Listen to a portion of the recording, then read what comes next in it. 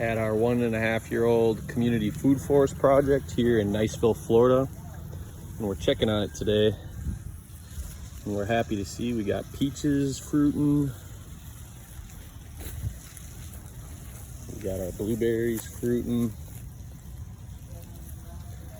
We got Hayden watering. We got a plum here. I didn't see any flowers. Yeah, it looks like it flowered. Maybe it didn't set fruit though. Another blueberry. Got some wild onion popping up. This is another plum. Then we got a fig over here. It's doing pretty well. Yep, we got salvias, support species, lemongrass, top and drop. Got a strawberry, nice and ready.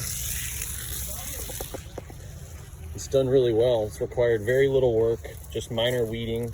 It's one of the next things we'll have to do is some weeding, but with the way we planted it, it requires very little weeding and little to no watering, maybe once every 2 weeks. So if you want something set up like this, let me know. I'd love to help you.